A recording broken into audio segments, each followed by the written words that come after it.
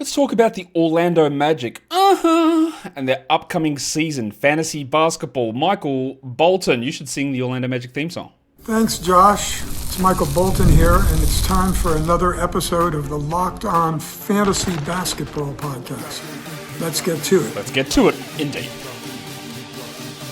You are Locked On Fantasy, your daily NBA fantasy podcast. Part of the Locked On Podcast Network, your team every day. Hello and welcome to the Locked On Fantasy Basketball Podcast, brought to you by Basketball Monster. My name is Josh Lloyd and I'm paying money. I'm also the lead fantasy analyst at basketballmonster.com, and thank you for making Locked On Fantasy Basketball your first listen every day. We are free. We are available on all platforms. Update, Locked On Fantasy Basketball Bowl. You know it's there. It's the Linktree/LOFB Bowl. You can sign up there. There's a QR code. You can also check the link in description and find some leagues. Head-to-head categories and head-to-head points are both available over there. You'll find a link to the rules as well on that document. There's also the FBI World Cup, which is linked in the description of both the audio and video of this show. Sign up for that. 12-team leagues, 3-phase competition, redrafts during the season. To see the ultimate winner, FBI World Cup, sign up in the description below.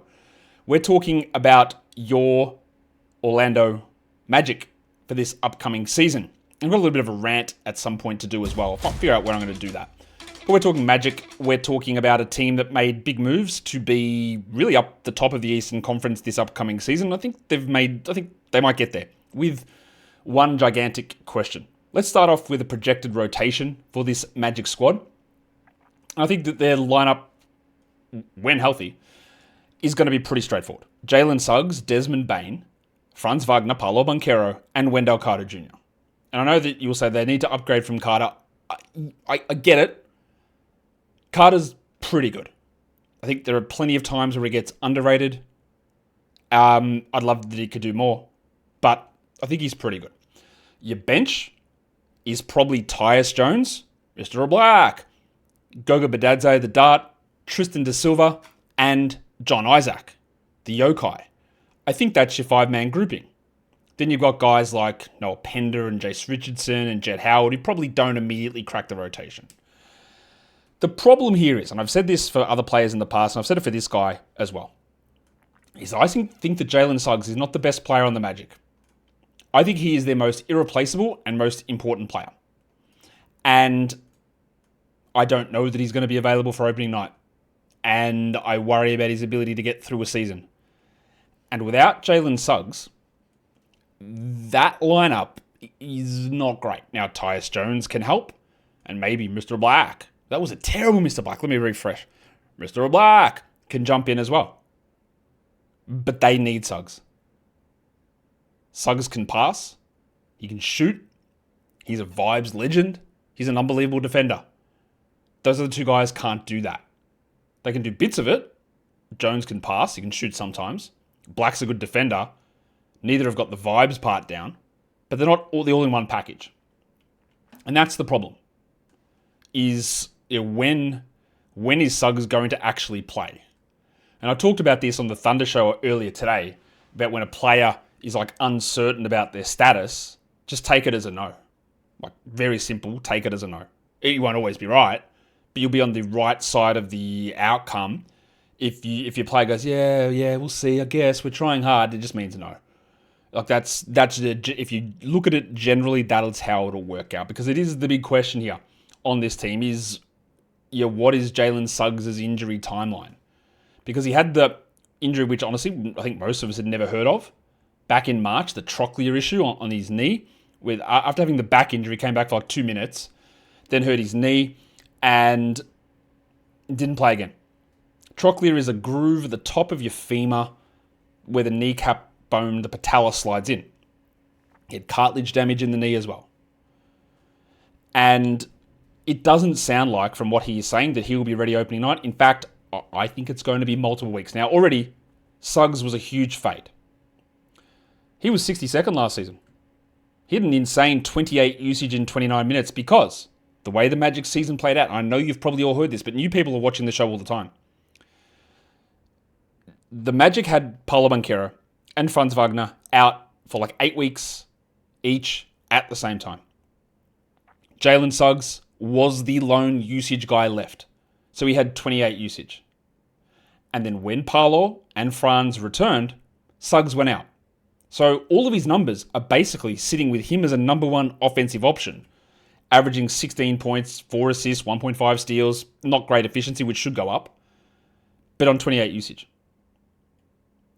And now, assuming everyone is healthy, except for him, of course, is that he goes from a 28 usage number one option player to the fourth option player, the fourth offensive guy behind Bane, Paolo, Franz.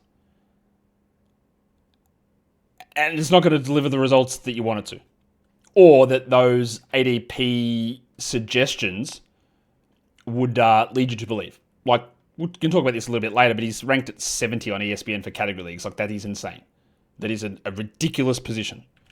He's at 82 on Yahoo. A ridiculous position. I'd love to get a more updated. Now, the Magic are low-key one of the worst injury updating teams. Now, what they are good at, and there are differences in how I say worst, right? What they are good at is they will put out incredibly early injury reports. What's his name is questionable for tomorrow. Whoever it is out. But give me a diagnosis or a timeline, no way. They won't do that. They won't tell you anything specific about injuries and severities and anything like that. They are terrible.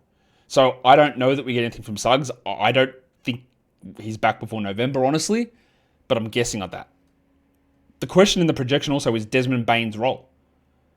Because Bane, Ja Morant was in and out of the lineup last season. The season before, Morant was out nearly all year. Bane had really high usage roles. So how do they envisage him here? Is Bane and Wagner, are they going to be like alternating as the number two? Or is he clearly a three behind Paolo and Franz? Does he do ball handling and work as a pseudo point guard when Suggs is not there? Like, how do they envisage using Desmond Bane for this upcoming season? What about Wendell Carter? Is he absolutely locked in as the starting center? I would say like 85% yes. Mo Wagner is out. Goga Bitadze had moments. He started last season when Carter was hurt. And then even when Carter came back, Goga stayed there for a bit. But eventually it switched for the second consecutive year, despite protestations of many people that Goga is better and Goga should start. It doesn't matter if you think that. It doesn't matter if I think that. It matters if the Magic think that. And we have ample evidence to suggest they don't.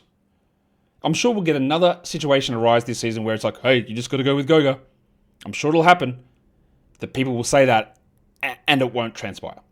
So I do think Wendell is locked in. And that impacts how you view Goga and also how you, as I knock something over, also how you view Wendell. I say there is Anthony Black no longer a point guard because Jalen Suggs is their point guard. They brought in Tyus Jones and they drafted Jace Richardson. So what the hell do they view Mr. Black as? Because Anthony Black had opportunities last season. Suggs was out. Now, did he take them? No, he didn't. He can't really shoot. His offensive role is weird. He defends at a pretty good level, but he's so inefficient, he's so inconsistent, maybe that's more accurate, that I don't really know that they know what to do with him. Is he like a hybrid wing who sort of handles the ball? Because I would suggest now that if Suggs does not play, Tyus Jones will start, not Anthony Black. So maybe I'm wrong. Maybe Black is the point guard. And that has a trickle down onto projections. It means you see less Tyus. It means you get more minutes for wings like maybe Jet Howard. Or maybe Jace Richardson plays off the ball. But I don't think that's the case. And I guess one of the other questions is do Paolo and Franz improve? Now, Franz has had 2 seasons in a row of sub 30% shooting from 3. His first 2 years were at like 36. So he can do it, but it seems like he's just forgotten how. And what about Paolo, who was awesome, tore his oblique, was terrible, and then once he got healthy again, was awesome. And I do think there is a risk of this, is that and I was on Dan Besbris' show the other day, and we're talking about Ja Morant. And there's a general idea that Ja Morant is terrible for categories because he doesn't get steals, he doesn't hit threes, his free throws are terrible, his field goals are bad. All he does is big scoring and assists. But if you look at what Morant does, that's not actually true. He's fixed his free throws, his three-pointers are not great, but they're better. His steals are much better as well. Like, he does more stuff for categories.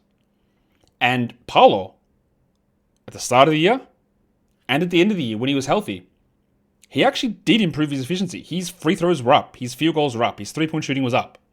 He's not generating big defensive stats, but he was huge usage, big scoring, big rebounds, big assists, and not at a complete dogshit efficiency. So it is not crazy that Paolo comes out and instead of being like a 53% usage or true shooting guy, 53%, like he's 56, 57, even though we'll still have it in his head that he's only a points, rebounds, assist guy, delivers no defense and delivers no efficiency. Like we could still very easily have that thought burnt into our head, yet he's rolling as a top 30 guy. It is possible. I'm not going to rule it out because, again, there were stretches of that last season. His true shooting last season was 55. But over the final 24 games, it was 58. Now, it did go down a little bit in the last couple of games. There were some bad ones in there, but 58 is a far cry from 55. He's 55 his year before and 53 the year before that. 58 is league average. And if he's doing league average efficiency stuff, then the calculus on Paolo changes a little bit. We're going to come back and talk about under and overvalued players for fantasy. Today's episode, though, it is brought to you by Peloton. New Peloton product, in fact. It's shaping the future of fitness, the brand new Peloton Cross-Training Tread Plus, which is powered by Peloton IQ. It's their most advanced equipment yet, designed to give you real-time guidance and endless ways to move, whether you're running, lifting, or cross-training with your favorite instructors. It's training reimagined. Peloton is built for breakthroughs with tools that help you plan and stay motivated and reach peak performance. The Peloton IQ system's awesome because it helps track what you're doing. It watches what you're doing. And it says, hey, aren't you going a little bit light on those weights? Bump them up. Your form's a little bit off. You need to adjust this. It tracks your reps. It tells you how much you've done and when you need to stop, continue, push on, and adjust what you are doing. And there's a swivel screen as well on the tread where you can go straight from the tread into lifting weights seamlessly. I've got a Peloton bike. I need to get myself a tread as well once I get this ACL fixed. But the IQ stuff that they've got is so useful to be able to help motivate you and keep you on track. So let yourself run, lift, flex, and push forward. Explore the new Peloton Cross-Training Tread Plus today at onepeloton.com. Okay, we are talking about the Orlando Magic for the upcoming season for fantasy basketball. Let's take a look at undervalued players and where we might be able to snag some guys at cheaper prices. And unfortunately, there's nobody. I don't look at any of the current rankings, ADPs for fantasy for the Magic and go, yeah, there's tremendous value there. Apart from something which I will talk about in a sec.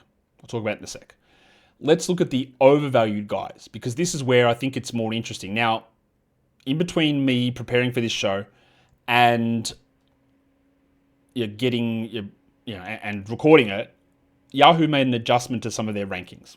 And we'll talk about that when we get to Paolo. But Franz Wagner is, to me, overrated. He's at 34 on Yahoo's current X rank. I like Franz Wagner a lot. I think he's a really strong player, but he's one of those guys where a non-optimized ranking system for categories will tell you he's much better than he is. Because he will give you nice averages across the board. 24, 6, and 5 last season. They're really good numbers. 46 and 87, pretty good. The 87's great. Under 30 from 3 is not good. 1.7 from 3s is not ideal. 1.3 steals is pretty good. Like, he was solid. He was 30th in category leagues last season. 30th in points league. So you'd say, Josh, what are you talking about? If he's ranked 34th, why do you have a problem with it? He's at 31 on ESPN points leagues. Okay. Desmond Bane exists now. And a lot of the damage that Franz did last season was when Paolo was out. So he had 31 usage. Seems really hard for him to be able to maintain that level of usage. I don't see how it happens. Not only will he play more with Paolo, but Bane is there. So, will he get 4.7 assists? Will he have 31 usage? Will he be more of a 21, 6, and 4 versus 24, 6, and 5? Will he be a guy, and look, the shooting might jump up, that's possible. But at the moment, I do think that Franz is currently sitting pretty overvalued if you're going early third round. Now, end of the third round is where he's ranked. To me, he's more of a guy you want in the 40s, maybe 50s. Even though what he did last season was great, there are so many factors associated with that as to why I'd be somewhat skeptical of a repeat. Desmond Bane's another one who I think is overrated basically across the board. Bane has a rank of 37 on Yahoo. He's got a 31 ESPN category rank. He's got a 37 ESPN points rank. He was 51st in Yahoo points last season. He was 32nd in category league. So basically, these rankings are suggesting that he's going to be as good as last season, and I don't see it. He was only 23 usage, but also remember, Morant played only 50 games, and the other guy was Jaren Jackson. We're talking about playing with Paolo and Franz, both 30-plus usage guys last season, and they will come down a bit. But it's hard for me to look at Bane and suggest that he does more than what he did last season. Or even, does he 5.3 assists, okay? You can say, well, he was playing with Jar, a good point guard. That's true. But Jalen Wells, Jaren Jackson, Zach Edey, they never did anything with the ball. They were never handling it all. Whereas Franz and Paolo are going to have it. Suggs is going to handle the ball.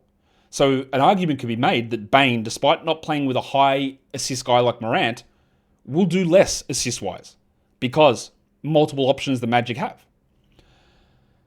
Bane is an incredibly solid player. He's much better in categories and points, as you can tell. But, if you're looking at rank 37, and this will lead into the big complaint that I have. You look at him at 37 and you're drafting him for Yahoo points leagues, what on earth are you doing? Because he was 51st last season. I think we're looking at Bane as a guy in the 60s for points leagues or 70s. Category leagues, 50s. It's not just as simple as copy and pasting last season. And now we go into Paolo Banchero. If you don't want to hear me complain about stuff, well, tune out. You've watched for a bit. We're good. Paolo Banchero is one of those, he's the poster child for the differences between value from what he has done in his career in points leagues and category leagues. I think we're all well aware of that. I can bring up Paolo's stats up on the screen for you from last season, which I will do now. And Paolo was great. Like I've said already, we have a risk of underrating him. I don't think I underrate him, but there is a risk of that. Last season, Banchero had a 34 usage in 34 minutes. He averaged 26, 7.5, and 5. Yeah, 0.8 steals and 0.6 blocks is not great. He was 45, 73, and 32. They're not ideal percentages, and it's on high volume. He was the 17th ranked player in points leagues, Yahoo, 43 points a game. For Durant and my category rankings, he was 61st, with some of that injury downturn in the midst of that. Here is my complaint. Yahoo. I complain about ESPN all the time. I complain about Sleeper. I'll complain about Yahoo now. I did tweet this out, so you might have seen it. Yahoo decided over the last couple of years, and they're leaning more into it this season, that when you go to join a public prize league, the default setting is a points league, a 10-team points league. I think that is an incredible mistake from them, but they've done it. You go too shallow and cater to more of a casual group. Okay, whatever. You're trying to draw in the casual football fan. Cool, you got that, right? That's what they're set up. Default prize leagues is points. You go to set up a commissioner-based league. The default is points, despite the settings telling you, hey, categories is actually the most popular. So again, I don't really understand their point of view there. So they do that. So they're obviously saying points leagues. Points leagues for cash. Points league for commissioner. They today drop a new format, which what are you doing? This Yahoo high score, which is sort of like Sleeper's lock-in, except you don't have to even pick the player's best game. You just choose your players and their best one game for the week counts. And they make the leagues incredibly shallow. 9 starters only, 10-team leagues. It's so good. Everyone will have all superstars and the waiver wire is so flooded. This is just, I don't understand the idea behind trying to make it this way. Fantasy can easily tie in to growth of a sport, growth of the understanding of a sport. If you turn it into, I've only liked the superstars, you don't grow the sport. It's as simple as that. And making it so simple, what you would do, you'll get people in, sure. Like last season when they said, hey, why don't you join the next available draft? People thought it was a mock draft, then it locked them in for a draft for the season. So now that their numbers will tell you that, hey, look at how many people join points leagues. It's points leagues popular. Because they tricked everybody into joining them. Yes? Remember that? That happened. You have the people who come in who aren't as committed to playing fantasy and you hope to convert them, but it doesn't happen. It just hasn't happened that way.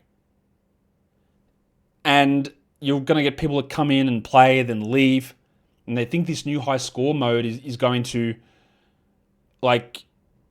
create more engagement. I just don't think it will. But that's all beside the point. It's not all beside the point, it's some of the point. When Yahoo opened up fantasy basketball for this season, Paolo Banchero was ranked 13th. So we all said, this is crazy. Like, what are you doing? I guess their X ranks are catering towards points. Yeah, that's what we thought. I guess they're catering towards points leagues. Because in no world would you take Paolo in a category league at 13. You'd be crazy to do that. And I am higher on Paolo for categories than most people. If you want to do him in the 40s or 50s, I'm okay. I think that's fine. But 13 is craziness to take Paolo in a category league. But they put him at 13 and say, okay, there is a general bent here that these are points league rankings. They're leaning into points as default cash. They're leaning into points as commissioner default. They've introduced this high score, which is points. Yes, on Yahoo. So what happens today?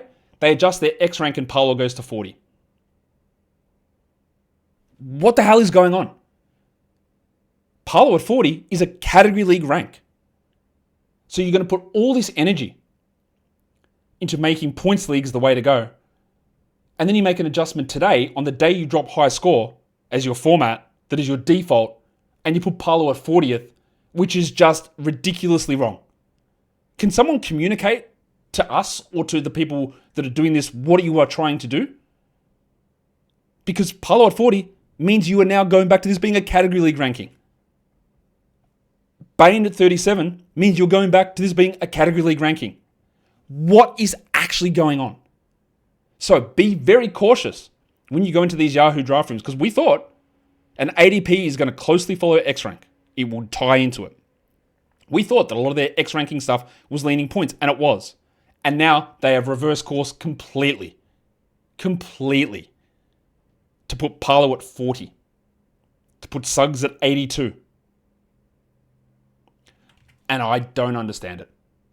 I do not have any idea what the general guiding principles are that they have, what decisions are being made. If you're doing points, you don't put Paolo down to 40.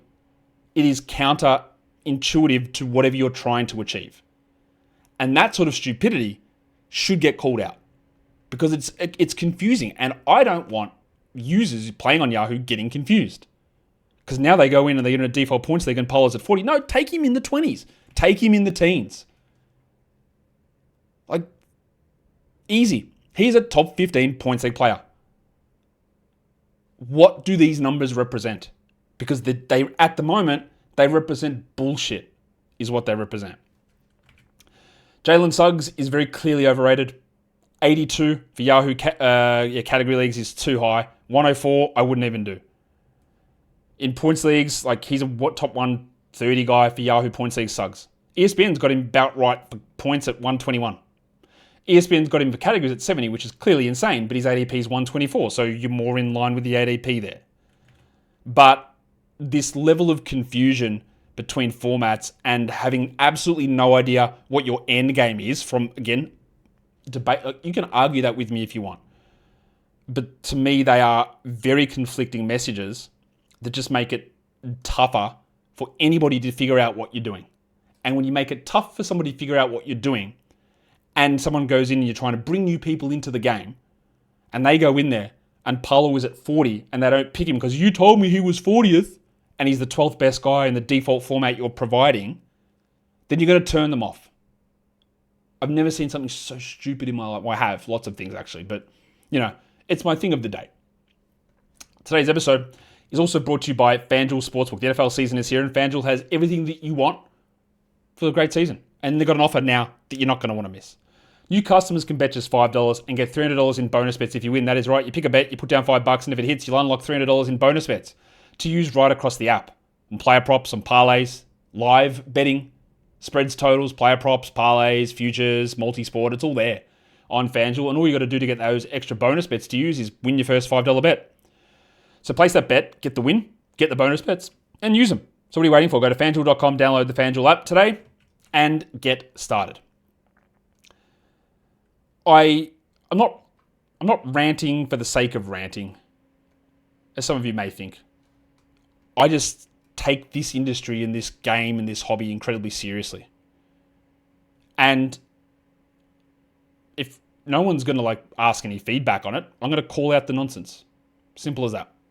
That is stupid. I do not like the high score format at all. I think it's dumb. I think the reasons behind it are pretty silly. But also, get your ducks in a row. Why are you releasing a default format now, 3 weeks to go for the season, after you've had all this other stuff out with no indication of any of this, and then change your entire ranking system to be counter to that? Just, honestly, incredibly, incredibly weird.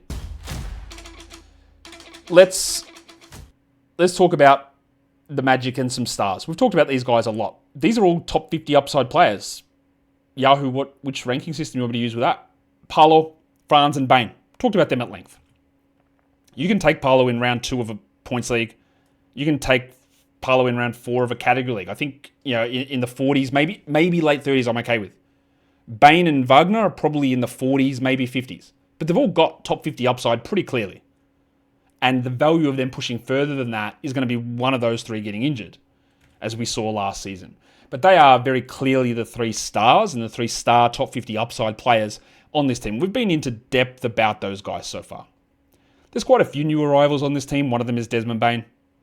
One of them is Tyus Jones, who is worth a late pick in the draft. If you assume, and I am assuming this, that he will be the starting point guard opening night because Jalen Suggs is out. Now, we saw Tyus Jones as a starting point guard in Phoenix last season. We saw him as a starting point guard in Washington. And I think it's suffice to say that it was bad. It wasn't good at all. He's not that player. He's not that guy. He's not a good starting point guard. But if you're looking for maybe 6.5 assists a game, maybe 1.2 steals, maybe 1.5 threes for a week or two, all right, cool. He was 197th last season as 27 minutes a night in the starting role in Phoenix. He was overtaken by Colin Gillespie at times. He averaged 10 and 5. It's not like it's going to be easier to get shot attempts or ball handling on this team. Durant, Beal, and Booker. And then you've got Bane, Suggs, not even Suggs. They say Bane, Banchero, and Wagner. Not easy for him. But there might be something early on you can do. Other guys, Jace Richardson, who I had as a top 10 player in this draft, I thought they got him really, really, really good value late. Now, he is undersized. I loved what he did in Summer League. It backed up everything that I thought about him. Defense can be a problem. He's not going to have many opportunities early on, but he's a name to watch. Orlando Robinson, at least he's on the team that makes sense now. He was pretty good last season at moments in Toronto. We're talking about 4th string, 2-way center, so don't worry too much about it, but he's always just a name to monitor in case things go off the rails. They also drafted Noah Pender in round 2, who's an interesting French wing who's probably not going to get many opportunities, but I'm not out on him completely. And then they also brought in Jamal Cain, who's had moments in Miami and New Orleans, another 2-way guy who, again, we hope we just don't have to use him. I don't really see any breakouts on this team, honestly. Maybe you could say it's Anthony Black, but I do think that maybe they're a bit skeptical of that, hence the Tyus Jones thing. And of course, that when Suggs is healthy, Black won't do anything. I don't think it'll be Tristan da Silva. There's no clear role. I don't think it's a rookie. I don't think it's Goga. I don't really see anyone as a clear breakout player on this team. What it does bring me to is a couple of injuries. Jalen Suggs in the knee, which I have gone on about. I would be incredibly skeptical about drafting Suggs. Definitely not in the top 100. Do not do that. Last pick, sure, whatever. And the other one is Mo Wagner, who is an incredibly high efficiency, high usage backup center. Now, the problem is there's Wendell and Goga there, so running a 3-man grouping is tough. And he's got a torn ACL, and maybe he's back in December. So we don't need to worry about that too much, but it does improve Wendell, and it improves Goga for their respective spots in leagues. Like Wendell's like more of a 14-team league guy, Goga's more of a deeper guy, but you just monitor it. And Goga is a better per-minute fantasy player than what Wendell is. So we just see how that all sort of plays out. Schedule-wise, it's pretty straightforward. There's nothing super exciting here. They've got 14 back-to-backs, and that doesn't really matter that much. But that is the Orlando Magic for fantasy. That is the confusion that is Yahoo's current approach to fantasy basketball. You should be using Fantrax, by the way, for fantasy. In terms of this overall team, again, format is important for Paolo. Get him in the 20s, get him in the teens for points, get him in the 30s and 40s for categories. Franz is in the 40s-ish. Bane's in the 50s or 60s-ish. Suggs is a late pick. Wendell's a 14-team league guy. Goga's a guy to monitor. Black's a steals streamer when he gets opportunities. I haven't even talked about Jonathan Isaac, who somehow played 70 games last season. But they are very much committed to not playing him enough minutes to matter. And a lot of his permanent production is not at the level that it used to be for obvious reasons.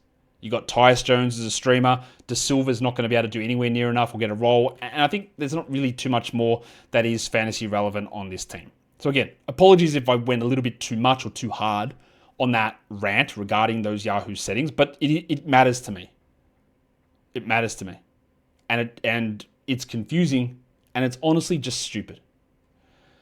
Locked On Fantasy Basketball Bowl, LOFB Bowl at Linktree. So Linktree/LOFB Bowl. QR on the screen. The user registration link, which is the Linktree, is in the description. Plus the FBI World Cup, Fantasy Basketball International World Cup. Sign up for that with a link in the description as well. Guys, we are done here. Thank you so much for listening, everyone. See ya.